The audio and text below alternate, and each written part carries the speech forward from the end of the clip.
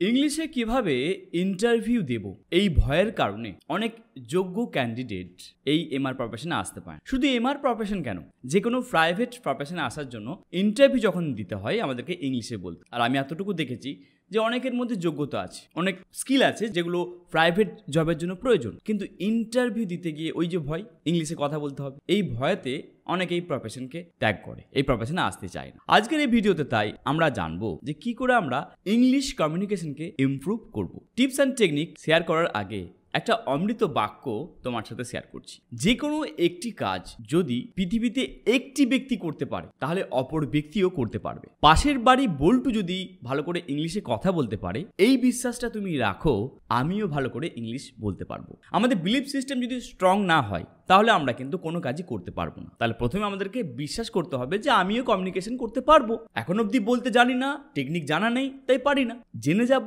পারবো। ওকে, চলো।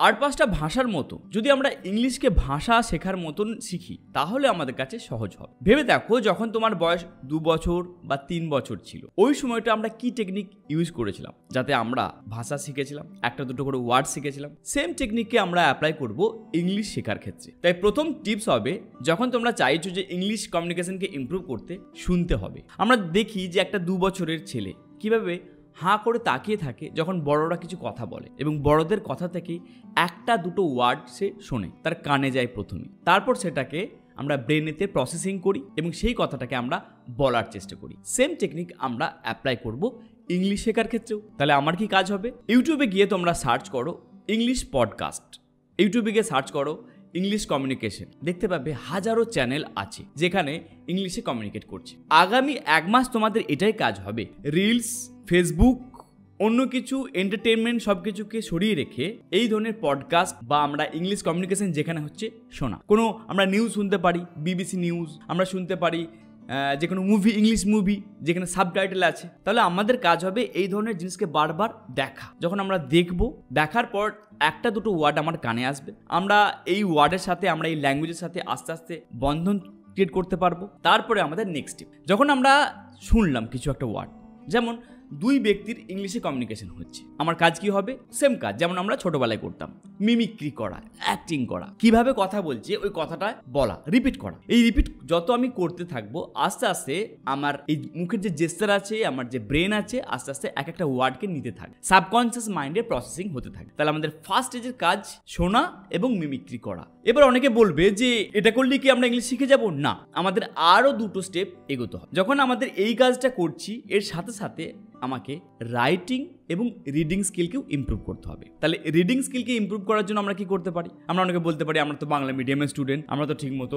ইংলিশ বই পড়তেই পারতাম না। ঠিক আছে, কিন্তু তার কিছু কারণ নেই। যে কোনো ক্লাস 2-3 গল্পের বইগুলো আছে, আকবর, বীরবল, তেনালি রামান, গোপাল ভাঁড়ের গল্প, এই যে গল্পগুলো আছে বাংলাতে নয় ইংলিশে পড়ার চেষ্টা করো, অতি সহজ বাক্যে আছে। এই যে বইগুলো কথা বললাম, ডেসক্রিপশনে লিঙ্ক দেওয়া আছে, যে কোনো একটি বই কিনে নাও। এছাড়াও আমি একটি ওয়েবসাইটের লিঙ্ক দিয়ে দিচ্ছি, যে ওয়েবসাইট থেকে তোমরা এই গল্পগুলো পেয়ে যাবে। তাহলে এই গল্পগুলো পড়ো, গল্পগুলো তোমার যখন পড়া হয়ে গেল, ওই গল্পটা মুখস্থ করার চেষ্টা করো, বা ভাবো যে কিভাবে তুমি বলবে। ক্যামেরা অন করো, বলার চেষ্টা করো। যেমন আমি যেমন ক্যামেরার সামনে তোমার সাথে কথা বলছি, সেরকমই আকবর বীরবলের 2 পাতার একটি ইংলিশ গল্পের বই পড়ে বলার চেষ্টা করো। যেমনই হোক, কেউ তোমাকে জাজ করবে না। আমাদের মধ্যে ভয় থাকে যে মিস্টেক করে ফেলবো, ভুলভাল ওয়ার্ড এসে যাবে। আরে ভাই, চিন্তা কি আছে, বলো না, ক্যামেরার সামনে বলো, কে দেখতে আসছে। ওকে, তাহলে আমরা এখন অবধি কি করছি, শুনছি ইংলিশ ওয়ার্ড, পডকাস্ট শুনছি, তার সাথে আমরা রিড করছি, সহজ সহজ যে কোনো প্যারাগ্রাফ রিড করার চেষ্টা করছি। এবার কাজ হচ্ছে রাইটিং। ধরো তুমি এই আকবর, বীরবল, তেনালি রামানের গল্পটা তুমি পড়লে,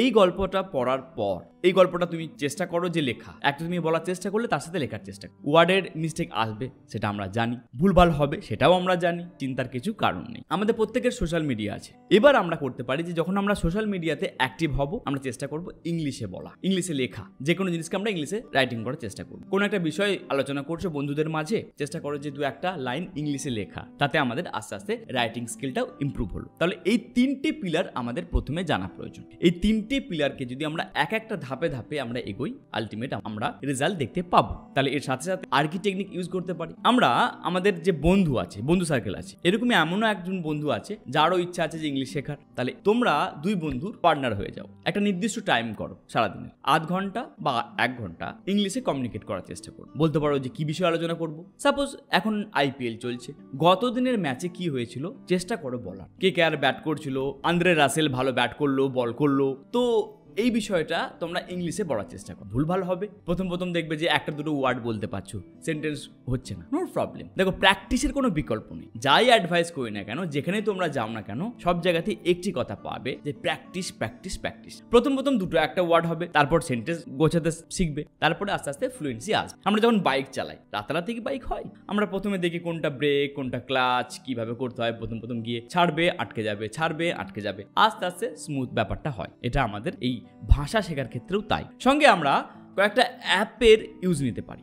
যেমন তোমরা ডুওলিঙ্গো বলে একটি অ্যাপ আছে, এই অ্যাপটা ইউজ করতে পারো, খুব সুন্দর একটি অ্যাপ। গ্রামারলি বলে একটি অ্যাপ আছে, যে অ্যাপটা তোমার রাইটিং স্কিলকে ইমপ্রুভ করবে, এটা ইউজ করতে পারো। তোমরা ইউজ করতে পারো ট্যান্ডেম বলে একটি অ্যাপ, যেখানে তোমার সাথে কমিউনিকেট করবে। অনেক সময় হয় না যে আমরা কার সাথে কমিউনিকেট করবো, কমিউনিকেট করার লোক নেই, ট্যান্ডেম অ্যাপের মাধ্যমে তোমরা কমিউনিকেট করতে পারবে। হ্যালো টক বলে একটি অ্যাপ আছে, যে অ্যাপের মাধ্যমে তোমরা কমিউনিকেট করতে পারবে, কম্পিউটার তোমার সাথে কথা বলবে। তাহলে এই অ্যাপগুলোর সাহায্য নিতে পারি আমাদের কমিউনিকেশনকে ইমপ্রুভ করার জন্য। সর্বোপরি যেটা তোমাকে বুঝতে হবে, তুমি যদি আজ থেকে ইনিশিয়েটিভ নাও, যদি তোমার মধ্যে ইচ্ছা শক্তি প্রবল থাকে, এখানে আমাদের কোনো এক্সকিউজ দেওয়ার জায়গা নেই যে আমি পারি না বা আমি জানি না। বিশ্বাস তোমাকে করতে হবে যে আমিও পারবো। যদি অন্য একটি ব্যক্তি বলতে পারে, আমার পক্ষে পসিবল আছে।